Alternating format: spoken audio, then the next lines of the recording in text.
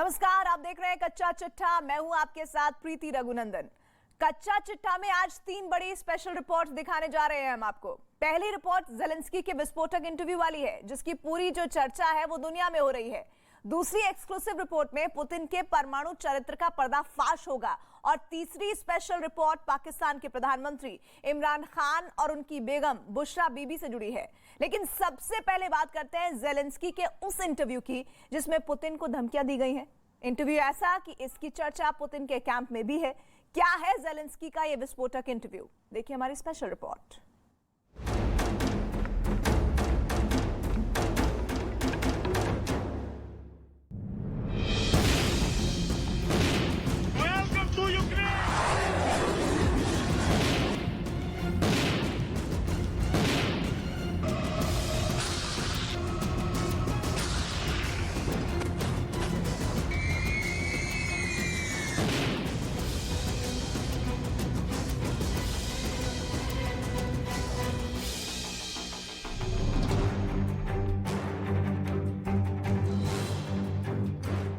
Zelensky के मन में क्या चल रहा है?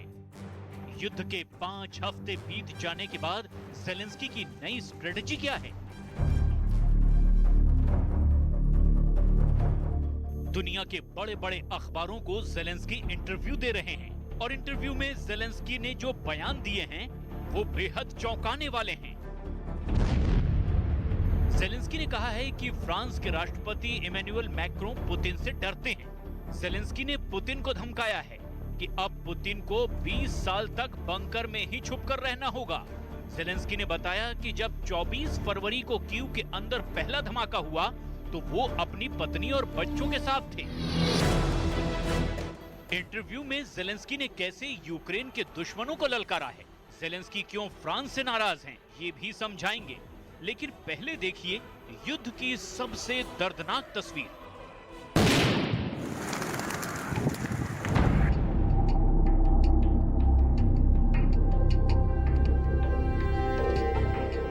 ये यूक्रेन के सूमे शहर की तस्वीरें हैं। बम धमाकों से पूरा शहर काला पड़ गया है। इमारतें ढह गई हैं। सड़कों पर युद्ध की तबाही की सैकड़ों तस्वीरें हैं। रेलगाड़ियां बर्बाद हो चुकी हैं। सार्वजनिक वाहन तबाह हो गए हैं। किसी को नहीं पता कि जब इन गाड़ियों पर बम बरसे तो इनमें कोई था भी या नहीं। बम की आंखें नहीं होती, सामने जो भी आया तबाह हो गया। क्या जिंदा क्या मुर्दा। युद्ध में ना स्कूल बचा, ना स्कूल में मौजूद कुर्सी और टेबल बची। अस्पतालों पर भी बम बरसे हैं। यूक्रेन युद्ध की ऐसी भयंकर विभीषिका झेल रहा है। लेकिन इस भयंकर तबाही के बाद भी यूक्रेन के लोग किसी तरह अपना जीवन यापन कर रहे हैं। बर्बाद होते शहर को आबाद करने के लिए एक बार फिर यूक्रेन के लोग निकल पड़े हैं।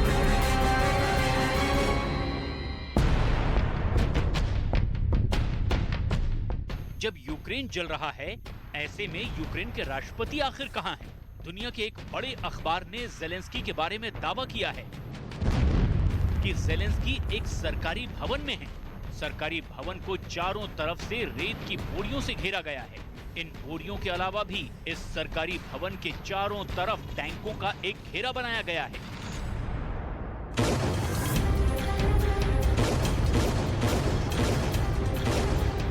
यूक्रेन बर्बाद हो रहा है। यूक्रेन के बॉर्डर्स पर पुतिन का कब्जा हो रहा है। यूक्रेन के कई शहर ज़ेलेंस्की के हाथ से निकल चुके हैं। फिर भी ज़ेलेंस्की का आत्मविश्वास नहीं हिला है। ज़ेलेंस्की को लगता है कि वो अब भी युद्ध जीत सकते हैं। ज़ेलेंस्की ने इंटरव्यू में बताया कि उन्होंने यूक्रेन के सैन्य अफसरों को पूरी छूट दी है और वही युद्ध की रणनीति बना रहे हैं। लेकिन खाकी टी शर्ट पहनकर देश को युद्ध के लिए उत्साहित करने का काम उन्होंने अपने जिम्मे लिया हुआ है। ज़ेलेंस्की ने इंटरव्यू में कहा है कि आक्रमणकारी रूस अपने रूसी सैनिकों के मरने का शोक भी नहीं मना रहा है। 1 महीने में लगभग 15,000 रूसी सैनिक मारे गए हैं। व्लादिमीर पुतिन अपनी जंग की रेलगाड़ी की भट्ठी में रूसी सैनिकों को लट्ठों की तरह फेंक रहे हैं। पुतिन अपने रूसी सैनिकों का अंतिम संस्कार भी नहीं कर रहे हैं। रूसी सैनिकों की लाशें गाड़ियों में पड़ी हैं। कई छोटे शहरों में हमारे यूक्रेन के सैनिक बता रहे हैं कि रूसी सैनिकों के शवों के सड़ते हुए मांस की बदबू के कारण सांस लेना संभव नहीं है।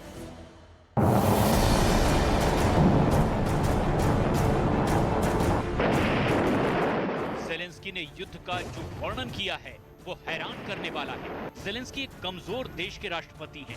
यूक्रेन के पास ना तो रूस जैसी मिसाइलें हैं और ना ही रूस जैसे अत्याधुनिक टैंक हैं। लेकिन जेलेंस्की का कहना है कि उनके सैनिकों के पास फौलाद जैसा हौसला है।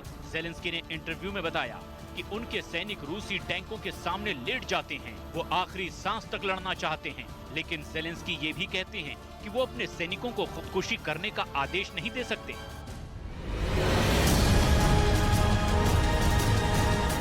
यूक्रेन की सेना रूस को टक्कर देने की पूरी कोशिश कर रही है। यूक्रेन ने निशाना साधकर रूस के सैन्य ठिकानों पर जबरदस्त मिसाइल दागी है। यूक्रेन का दावा है कि हमले में रूस को भारी नुकसान हुआ है।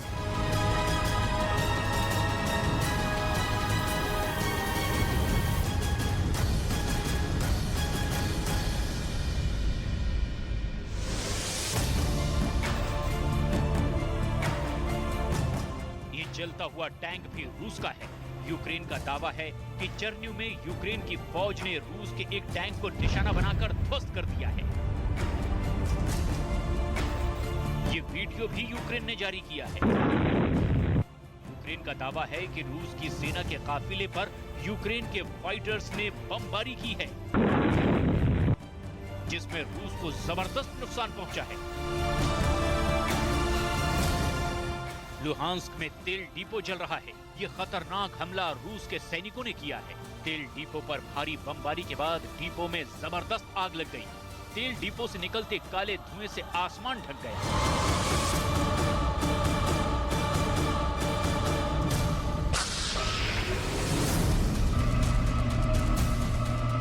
वहीं मारियोपोल की सड़कों पर रूसी टैंक दौड़ रहे हैं। सड़क के किनारे मौजूद इमारतों पर टैंकों से गोले दागे जा रहे हैं। इंटरव्यू में पहली बार जेलेंस्की ने यह भी बताया कि 24 फरवरी को जब कीव पर पहला रॉकेट गिरा तो वो कहां थे। जेलेंस्की ने इंटरव्यू में पुतिन पर तंज कसते हुए कहा, किसी को नहीं पता कि जब रूस की सेना ने यूक्रेन पर हमला किया तब पुतिन कहां थे, लेकिन मैं अपनी पत्नी और अपने दोनों बच्चों के साथ घर पर था। मेरे दोनों बच्चों और पत्नी ने 24 फरवरी को मुझे जगाया और बताया कि जोरदार विस्फोट हुए हैं। कुछ मिनट के बाद मुझे पता चला कि मेरे शहर पर एक रॉकेट से हमला किया गया है। जैसे ही रूस ने हमला किया, अमेरिका की तरफ से मुझे फौरन ये प्रस्ताव मिला कि आप सुरक्षित जगह पर रहें, लेकिन मैंने यूक्रेन के अंदर ही रहना स्वीकार किया।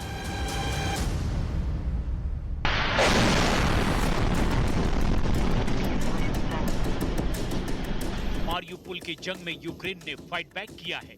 पहले रूस की सेना की तरफ से दावा ये किया गया कि मारियोपोल पर कब्जा हो चुका है, लेकिन बाद में वहां दोबारा लड़ाई शुरू होने की खबरें आई। अब जेलेंस्की ने ये बताया है कि इसके पीछे यूक्रेन के सैनिकों का हौसला है, जो संख्या में कम होने के बाद भी मारियोपोल से पीछे नहीं हटे हैं। यूक्रेन के सैनिक मारियोपोल छोड़ने के लिए तैयार नहीं हैं और अब भी लड़ रहे हैं। जेलेंस्की ने पुतिन पर जबरदस्त वार करते हुए कहा कि यूक्रेन 30 साल पहले जैसा नहीं है। मुझे नहीं लगता कि पुतिन 2 हफ्ते या 6 महीने के लिए बंकर में हैं। पुतिन अब आने वाले 20 सालों के लिए बंकर में हैं। पुतिन के लिए ताकत का मतलब हिंसा है।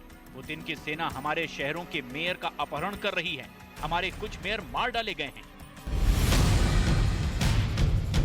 युद्ध में साथ देने के लिए जेलेंस्की ने अमेरिका के राष्ट्रपति जो बाइडेन और ब्रिटेन के प्रधानमंत्री बोरिस जॉनसन की तारीफ की है, लेकिन फ्रांस के राष्ट्रपति इमैनुअल मैक्रों से जेलेंस्की नाराज हैं। जब जेलेंस्की से ये सवाल पूछा गया कि इमैनुअल मैक्रों यूक्रेन को टैंक क्यों नहीं देना चाहते, तो जेलेंस्की ने जवाब दिया कि फ्रांस के राष्ट्रपति इमैनुअल मैक्रों दरअसल पुतिन से डरते हैं। ये जेलेंस्की का अपना स्टाइल है। वो बिना किसी लाग लपेट के सीधी बात करते हैं और अब भी उनको उम्मीद है कि जंग यूक्रेन ही जीतेगा। जेलेंस्की ने कहा कि हम जरूर जीतेंगे, क्योंकि यूक्रेन हमारा घर है, हमारी जमीन है, हमारी आजादी है। ये सिर्फ समय की बात है।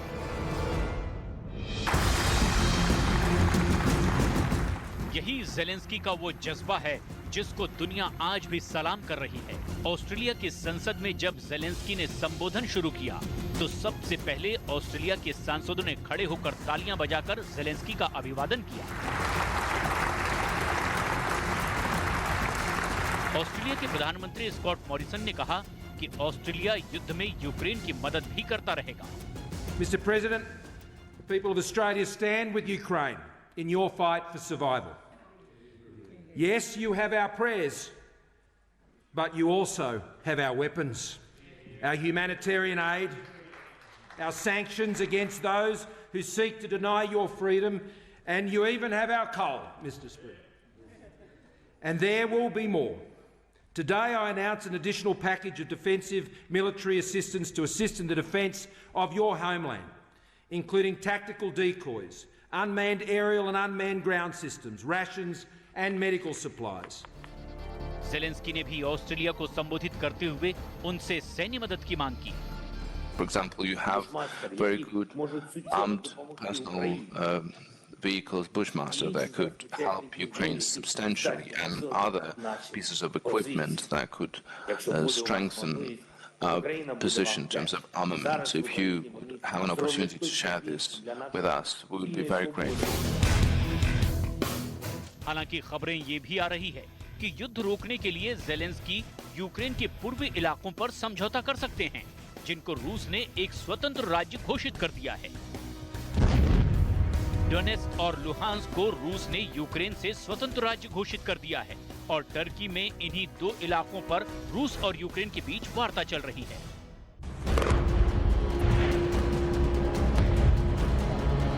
दूसरी तरफ रूस के दुश्मन देशों के बीच भी हड़कंप की स्थिति है। वजह यह है कि रूस के बारे में दावा ये किया जा रहा है कि वो अमेरिका और उसके सहयोगी देशों की कंपनियों पर साइबर अटैक कर सकता है। अमेरिका के राष्ट्रपति बाइडेन ने कहा है कि इस वक्त सभी कंपनियां अपनी डिजिटल सिक्योरिटी पर सबसे ज्यादा ध्यान दें। कुल मिलाकर पुतिन आगे क्या करने वाले हैं, ये कहना आज दुनिया के किसी भी एक्सपर्ट के लिए बहुत मुश्किल है। इसीलिए रूस विरोधी देश बेहद चौकन्ने हैं।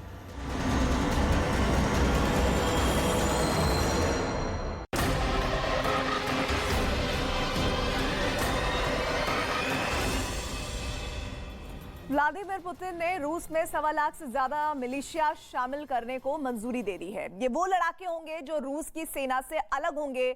जिस तरह चेचन्या से 10,000 से ज्यादा मिलिशिया इस वक्त यूक्रेन में लड़ रहा है। लेकिन इससे भी बड़ी खबर यह है कि रूस ने यह दावा किया है कि लड़ाके यूक्रेन में तैनात नहीं होंगे। ऐसे में सवाल है कि क्या रूस एक और जंग की भी तैयारी कर रहा है। ये बात इसलिए गंभीर है क्योंकि यूरोप में परमाणु हमला होते होते बचा है। परमाणु बम गिराने के लिए बॉम्बर उड़ान भर चुके हैं, लेकिन आखिरी वक्त पर क्या हुआ ये रिपोर्ट देखेंगे तो बहुत सी बातें हैरान करने वाली आपको पता चलेंगी।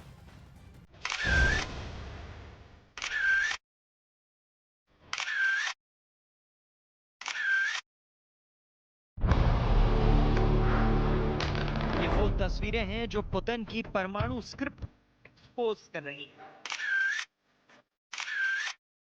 ये वो तस्वीरें हैं जिससे विश्व युद्ध का खतरा फिर पैदा हो गया।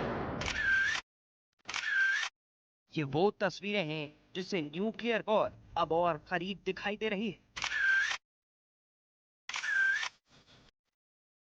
रूस के दो सबसे खतरनाक फाइटर जेट सुखोई 24 और सुखोई 27 फाइटर जेट एक बहुत सीक्रेट मिशन पर थे। स्वीडन का दावा है कि इस मिशन पर रूस के 2 सुखोई 24 न्यूक्लियर बम से लैस हैं और इनको एयर कवर दे रहे थे रूस के 2 सुखोई 27।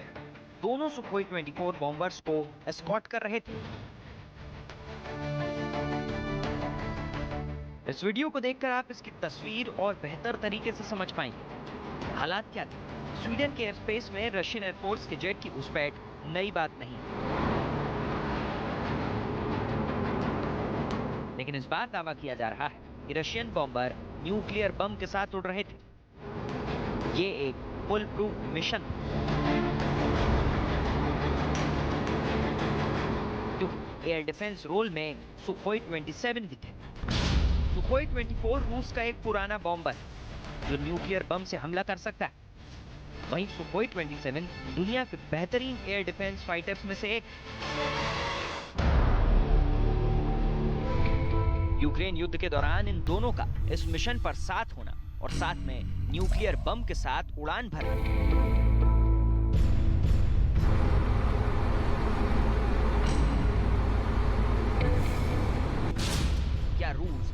2 मार्च को ही परमाणु हमला करने वाला था।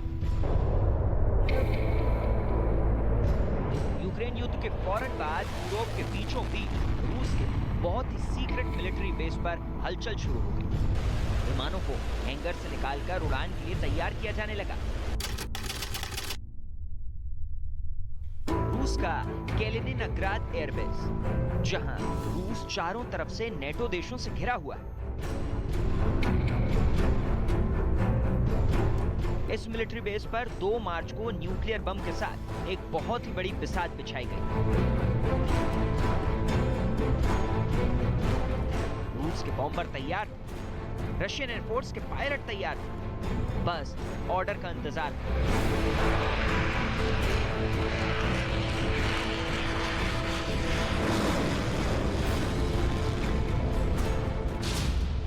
अगर बॉम्बर्स में न्यूक्लियर बम लोड थे, क्या उन्हें लॉन्च करने का भी इरादा पक्का था? क्या 2 मार्च को ही न्यूक्लियर अटैक का ऑर्डर मिल चुका था? बॉम्बर्स पर न्यूक्लियर ही नहीं, कोई भी बम या मिसाइल तभी लोड की जाती है जब उनके मिशन की स्क्रिप्ट पहले से तैयार होती है और टारगेट सेट होता है। आखिर रूस जंग के 1 हफ्ते बाद कहां पर क्या करने जा रहा है? यूक्रेन युद्ध के दूसरे हफ्ते कैलिनिनग्राद की कमांड में मॉस्को से फोन आया। सवाल है, क्या इसी फोन कॉल पर न्यूक्लियर अटैक का ऑर्डर हुआ?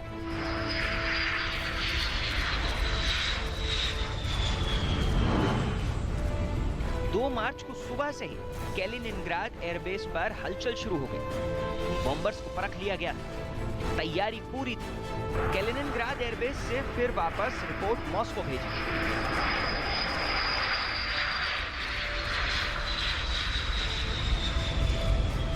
और मॉस्को से फौरन ऑर्डर रिलीज हो गया।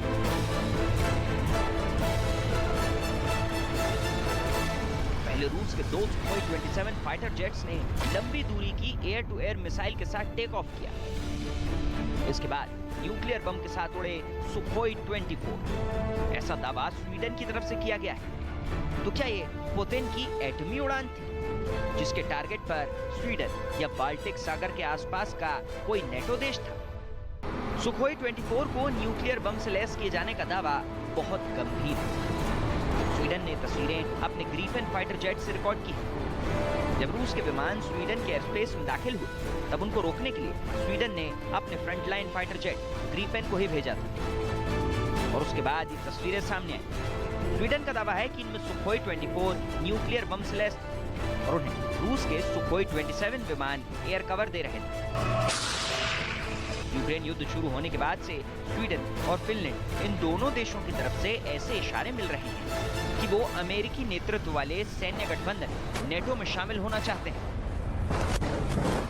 To the Russian attack against Ukraine, there has been a very dramatic change, and majority of the Finnish citizens are now in favor of the NATO membership. And of course, this has triggered then also a process that the government will issue a white paper on different security options to the parliament, and these issues will be discussed. NATO को लेकर ही रूस ने Ukraine पर हमला किया है। ऐसे में स्वीडन और फिनलैंड से अगर इसी तरह की ख्वाहिश सामने आई, तो अंदाजा लगाया जा सकता है कि युद्ध किस स्तर तक पहुंच सकता है। एक बार फिर रुख करते हैं उस आसमान का, जहां रूस के फाइटर न्यूक्लियर बम लेकर स्वीडन की तरफ बढ़ रहे थे। अब देखिए कि स्वीडन ने रूस के विमानों को कहां रोका। ये चारों विमान कैलिनिनग्राद से उड़कर बाल्टिक सागर पर उत्तर पश्चिम की तरफ बढ़े। स्वीडन का दावा है कि रूस के चारों विमान उसके एयर स्पेस में दाखिल हो गए। इन चारों विमानों को गॉथलैंड आइलैंड के पास स्वीडन की एयरफोर्स ने इंटरसेप्ट किया। जब इन विमानों को स्वीडन के फाइटर ग्रीफन ने चैलेंज किया, तो वो बहुत खामोशी से अपने बेस की तरफ लौट गए। लेकिन सुखोई 24 में न्यूक्लियर बम होना और उनका गॉथलैंड के करीब तक पहुंचना, रूस ने एक तरह से स्वीडन के साथ फिनलैंड को भी ये मैसेज दिया कि उसका अगला टारगेट ये दोनों देश भी हो सकते हैं। बाल्टिक सागर में मौजूद गॉथलैंड द्वीप, जिस पर स्वीडन का अधिकार है, उसकी लोकेशन बहुत महत्वपूर्ण है। गॉथलैंड में ही नेटो देशों ने रडार लगाए हुए हैं, जिसकी वजह से एस्टोनिया, लातविया और लिथुआनिया की भी सुरक्षा होती है। ये भी एक बड़ी वजह है कि गॉथलैंड की लोकेशन पुतिन को हमेशा अखरती रही है। गॉथलैंड कैलिनिनग्राद के भी करीब है और यहाँ से नेटो रूस की मूवमेंट पर भी करीबी नजर रखता है। स्वीडन नेटो मेंबर नहीं है, लेकिन वो इस सैन्य गठबंधन के साथ सहयोग करता है और गॉथलैंड इसका बड़ा सबूत है। यही वजह है कि पुतिन लगातार स्वीडन को भी धमका रहे हैं। स्वीडन भी नेटो की मेंबरशिप लेना चाहता है, लेकिन पुतिन इसे बर्दाश्त करने के लिए बिल्कुल भी तैयार नहीं। सवाल है कि क्या पुतिन की एयरफोर्स गॉथलैंड पर टैक्टिकल परमाणु बम के साथ हमला करने जा रही थी? वैसे यूक्रेन युद्ध को शुरू से पुतिन का पायलट प्रोजेक्ट कहा जा रहा है और उनका असली टारगेट वो छोटे और कमजोर देश कहे जा रहे हैं जो नेटो का हिस्सा जरूर है, लेकिन रूस के बॉर्डर के करीब है। इस मैप में रूस के पास ये 3 देश देखिए, एस्टोनिया, लातविया और लिथुआनिया। ये 3 बाल्टिक देश शुरू से रूस के निशाने पर हैं और आशंका जताई जा रही है कि यूक्रेन में अगर युद्ध नहीं रुका और आगे बढ़ा तो पुतिन का अगला टारगेट यही देश होंगे।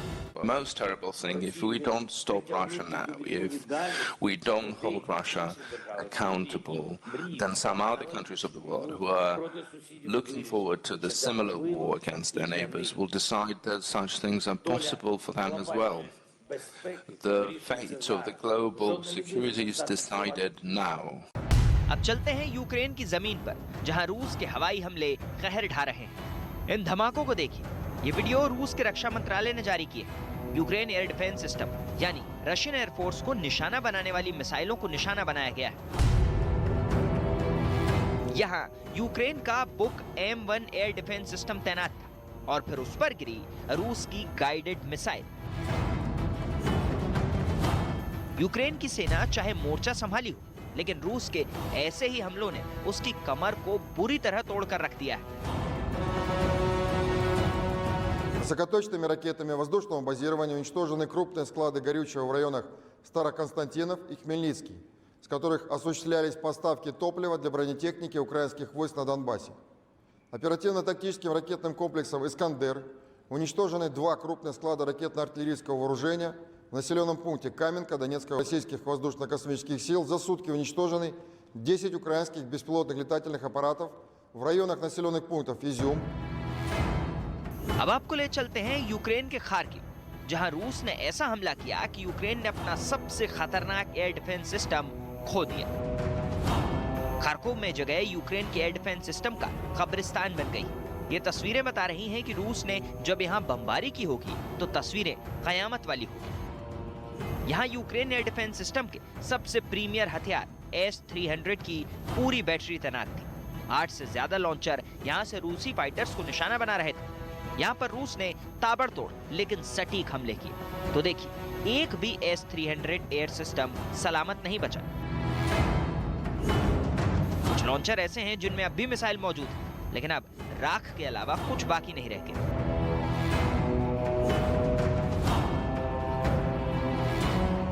यूक्रेन के सबसे मजबूत हथियार पर सबसे खतरनाक हमला किया है रूस ने।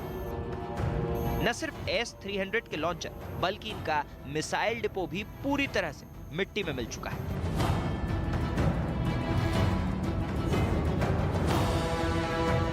ज़ेलेंस्की बहुत पहले से कहते आए हैं कि उन्हें नेटो से नो फ्लाई जोन वाली मदद चाहिए, लेकिन अब S-300 जैसे हथियारों के खत्म होने के बाद उनकी अपनी सिमटी हुई ताकत भी खत्म होती नजर आ रही है।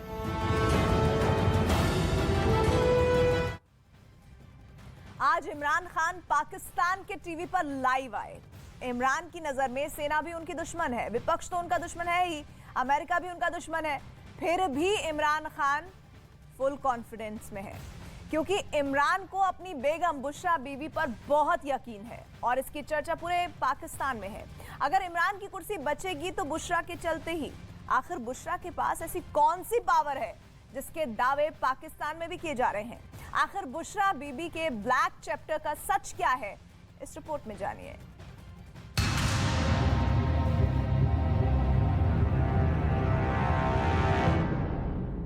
मुझे लोगों ने किसी ने कहा जी वो इमरान खान आप रिजाइन कर दें। मैं रिजाइन कर दूं? मैं जो मेरे साथ क्रिकेट खेलते थे वो सारी दुनिया 20 साल जो मैं खेली है, आखिरी गेंद तक मैं मुकाबला करता हूँ। मैं कभी हार जिंदगी में नहीं मानी। मैं तो वोट का जो भी रिजल्ट हो जाए आप देखेंगे कि मैं तो उसके बाद और ज्यादा तकड़ा होकर सामने आऊंगा, जो भी रिजल्ट हो। लेकिन मैं ये देखना चाहता हूँ उस दिन ये मैं चाहता हूँ मेरी सारी कौम देखे कि कौन जाके अपने ज़मीर का सौदा करेगा।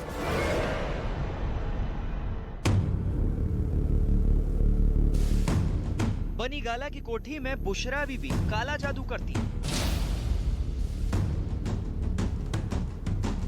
बुशरा बीबी ने 2 जिन्न पाल रखे हैं। आधी रात बुशरा तंत्र मंत्र करती है। इमरान के घर और गाड़ी में ताबीज और जंतर का जाल। पीएम की बेगम ने दी हजारों मुर्गों की कुर्बानी।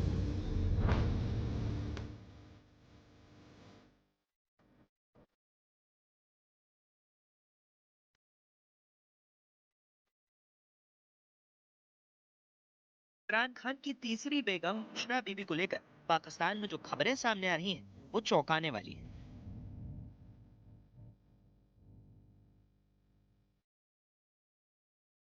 इमरान खान के विरोधी खेमे में बुशरा बीबी को लेकर जो दावे हो रहे हैं उसमें रूहानी ताकतें और काले जादू का जिक्र किया जा रहा है।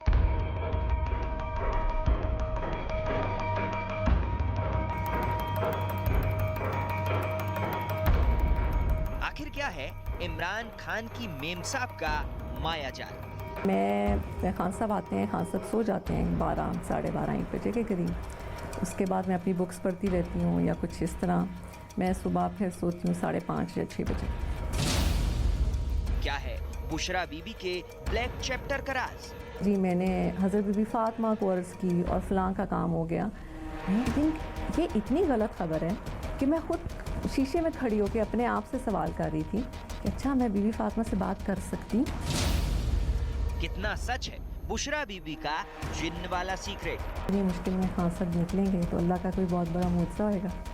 और मेरा ख्याल है जिस शख्स में लालच नहीं है ना वो शख्स मुआवजा अल्लाह उसके हाथ से ज़रूर दिखाते हैं। मेरा ईमान है कि खान साहब हर मुश्किल हालात में से निकलेंगे, चाहे पोजीशन कोई भी कितना भी स्ट्रॉन्ग हो, खान साहब को कितना भी ख़राब कर ले, लेकिन इंशाल्लाह खान साहब को अल्लाह ताला कामयाबी ज़रूर देंगे। इमरान की ब्लैक मैजिक वाली बेगम का रहस्य। लेकिन मैं इतना जानता हूँ कि जो इनका इल्म है वो मैंने जिनसे भी इनका जो है वो उनसे आगे है।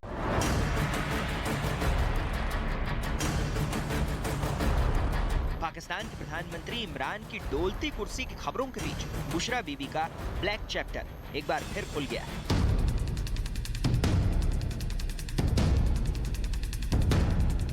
खान साहब की मेमसाब के बारे में नई नई बातें कही जा रही हैं। बुशरा बीबी का नाम काला जादू से जोड़ा जा रहा है।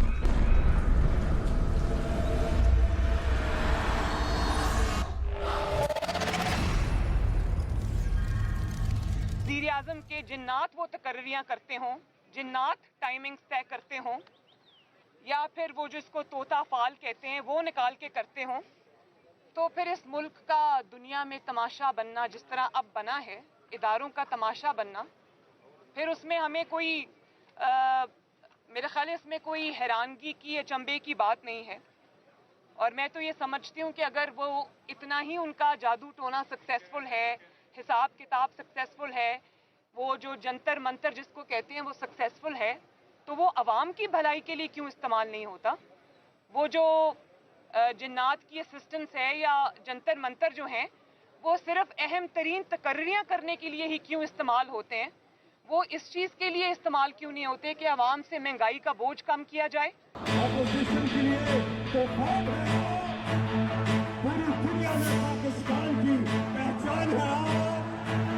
अभी पाकिस्तान की सियासत से लेकर आवाम तक पाकिस्तान की सबसे ताकतवर महिला पर चर्चाओं का बाजार गर्म।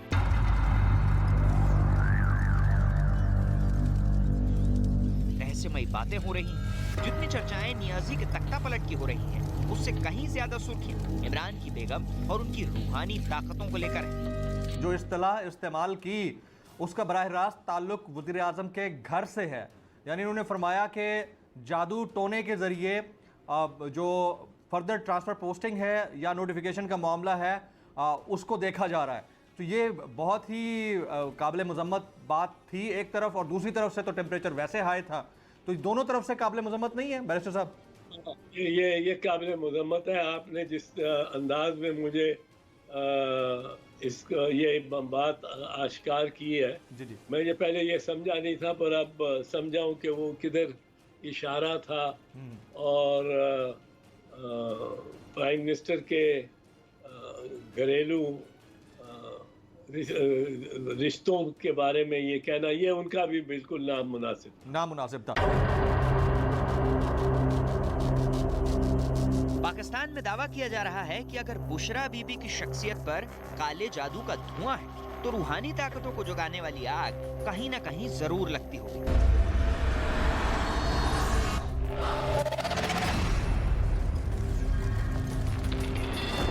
दावा तो यहाँ तक है कि बुशरा के पास 2 जिन्न हैं जिनकी मदद से वो अपनी हसरतें पूरी करवाती है। यहाँ तक कि अपने शौहर इमरान खान को सियासी परेशानियों से बाहर निकालती है, बदले में उन जिन्नों को पका हुआ मांस खिलाती हैं।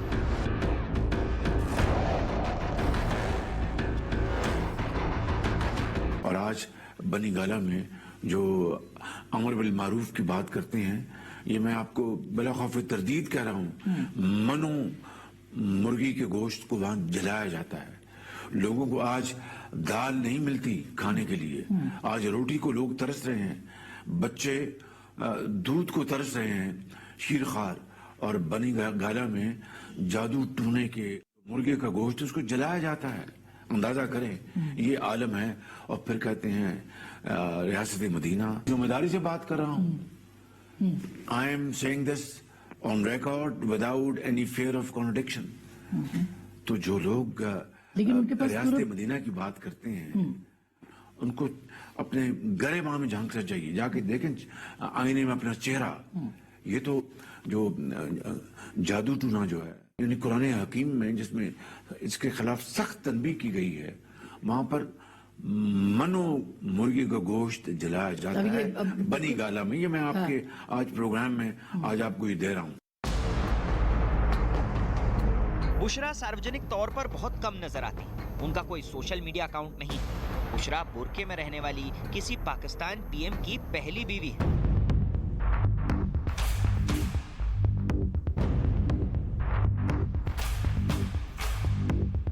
इमरान खान की तीसरी बेगम बुशरा बीवी हमेशा पर्दे में रहती है और कुछ ऐसा ही पर्दा उनसे जुड़े रहस्यों पर भी पड़ा हुआ है, जिनके चलते बुशरा और काला जादू का कनेक्शन का सच आज तक सामने नहीं आ सका।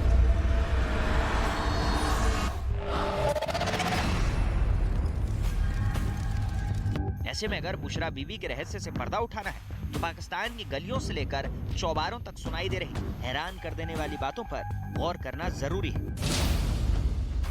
कहा जाता है कि खान साहब का रिमोट कंट्रोल बुशरा बीवी के हाथ में है। नियाजी वही करते हैं जो बुशरा बीवी कहती है। बुशरा बीवी के कहने पर काला जादू करते हैं इमरान खान। कहा तो यहाँ तक जाता है कि इमरान खान बुशरा बीवी के हाथों की कठपुतली है। बुशरा बीवी को लेकर किए गए दावे कितने सच हैं और कितना झूठ, ये अभी तक साफ नहीं हो पाया है। लेकिन इमरान खान के लिए फिलहाल सबसे कड़वा सच यही है कि उनके पीएम वाली कुर्सी पर अविश्वास की तलवार लटकी हुई है। खबरें तो यहाँ तक हैं कि सरकार बचाने के लिए इमरान एक बार फिर अपनी बेगम के काला जादू पर विश्वास कर रहे हैं।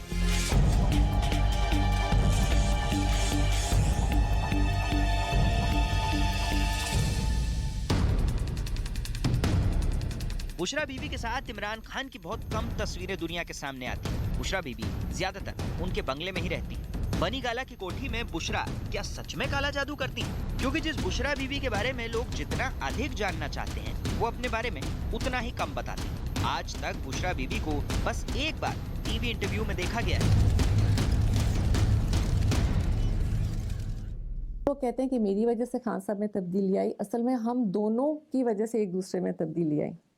मैंने उनको बताया कि रब से इश्क करके इंसान कितना स्ट्रांग होता है, और उन्होंने मुझे सिखाया कि मखलूक की खिदमत करके इंसान के अंदर क्या चेंज आती है और वो अल्लाह से कितना ज़्यादा करीब होता है।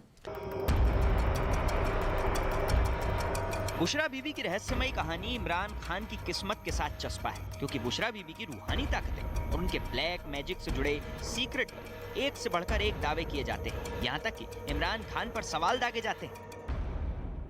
इंटरेस्ट सिर्फ ये कि ये इनका जो दर्जा है मार्फत का, वो मैंने किसी का भी नहीं देखा। बुशरा बीबी का? अच्छा। मैं समझता हूँ कि ये जितनी हरों के दर्जे होते हैं ना, हम डिफरेंट लेवल्स पे पहुंचते हैं। अल्लाह ताला की कुर्बत का जो ये करीब है, मैंने किसी को नहीं देखा। अच्छा। तो मेरा इनसे ये ताल्लुक था। वोटर जानना चाहेंगे कि आपका जो उनसे एक रूहानी रिश्ता था, आप किस हद तक उनसे फैसला साजी में बात पूछते थे, जाती या सियासी जिंदगी? लोग कहते हैं इमरान खान सियासी फैसले भी उनसे पूछ के करते थे कि कब उन्होंने क्या करना है, कब नहीं करना। इतना मतलब बुशरा बीबी ज्यादा आपके ऊपर सवाल उठ रहा है कि आप इतना ज्यादा रूहानियत के ऊपर चलते हैं। प्रैक्टिकल ये रूहानियत नहीं है, एक पीर फकीरी जो कहते हैं ना, पीरी फकीरी, आप बिलीव करते हैं? कोई ताल्लुक नहीं है। अच्छा, उससे नहीं है।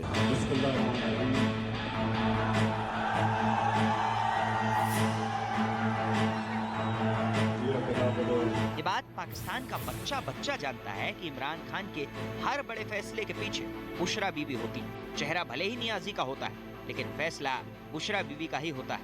ऐसे चुभते सवाल इमरान खान से तकरीबन हर इंटरव्यू में पूछे जाते हैं। तो आपने लिया होगा ना, जिसको आप पीर मानते हैं, जिनको आप रूहानी शख्सियत मानते हैं, सर उनसे मशवरा आप रूहानियत की तरफ लेते हैं। सियासी नहीं लिया आपने? मैं कई दफा जाके पूछता होता था उनसे, बैठता था बीबी से उनसे। तो यानी ये कहना कि जी वो कोई यार पागलों वाली, उनको समझ नहीं है। वो समझते हैं ये जो पीरी फकीरी, ये जो उल्टी सीधी चीजें हैं जो करते हैं। आप कह रहे हैं जी वो लाहौर का घर भी इसलिए गिरवा दिया कि उन्होंने कहा था घर गिरवा दें, आपकी सियासत को 4 चांद लग जाएंगे। ये भी और भी कहा। मैं गर्मियों में हो गया, वो पहाड़ों पे गया हुआ, उन्होंने कहा जी उन्होंने कहा कि वो पहाड़ों पे चले जाओ।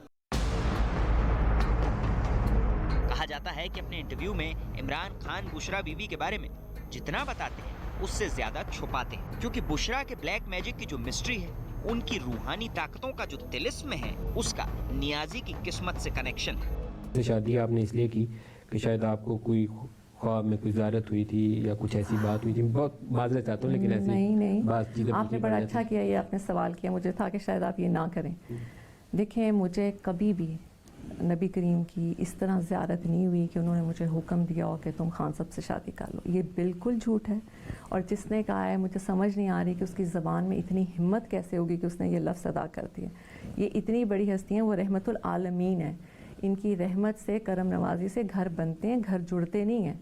इसलिए ये मैं सबको क्लियर कर दूं कि मुझे कोई नबी करीम ने हुक्म नहीं दिया, और ना ही मुझे ख्वाब में आके उन्होंने कहा कि खान साहब से शादी करो। किस्से और कहानी पाकिस्तान के ज्यादातर लोगों की जुबानी सुनी सुनाई जाती है। बुशरा को बेगम बनाने के बाद इमरान खान की जिंदगी 360 डिग्री घूम गई। मंत्री पद की शपथ उठाने से पहले ही वजीर आजम इमरान खान और उनकी अहलिया बुशरा बीबी पर यह इल्जाम लगाया जाता था कि वो दम दरूद के जरिए अपने शोहर को इक़्तिदार में लेकर आई हैं, सत्ता दिलाई है। उसके बाद ये भी इल्जाम आयद किया गया कि वो काला जादू करती हैं। कभी ये कहा गया कि बनी गाला की छत पर ढेरों मन जो है वो गोश्त देखा गया है, और कभी ये भी कहा जाता है हमारे अपोजिशन लीडर शहबाज शरीफ की जानिब से कि उन्होंने हज़ारों मुर्गियां सिर्फ इसलिए कुर्बान कर दी कि किसी तरह इमरान खान सत्ता में बचे रहें। खुद बुशरा ने एक इंटरव्यू में बताया था, बुशरा ने जो सुनाया, जो बताया, उसका एक एक लफ्ज गौर से सुनिए। इसे सुनकर आपको बुशरा के काले जादू और जिन्न कनेक्शन का पूरा सच समझ में आ जाएगा। मैं खान साहब आते हैं, खान साहब सो जाते हैं 12, साढ़े 12, 1 बजे के करीब। उसके बाद मैं अपनी बुक्स पढ़ती रहती हूँ या कुछ इस तरह। मैं सुबह फिर सोती हूँ 5:30 या 6 बजे। ये आपकी ऑलमोस्ट डेली रूटीन है? जी, डेली रूटीन है। फिर उसमें पढ़ भी लिया, जिक्र भी अल्लाह का कर लिया, कोई इबादत करनी है वो भी कर लिया। फिर उसके बाद खान साहब जल्दी उठ जाते हैं 8:30, 9 बजे। मैं थोड़ी देर तब उठती हूँ, उसके बाद वो चले जाते हैं, फिर मैं सो जाती हूँ, फिर मैं 12 बजे उठती हूँ।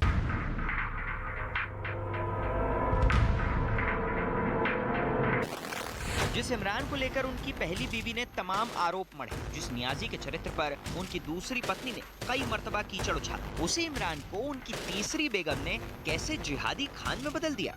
आगे बढ़ने से पहले इसे भी जान लीजिए।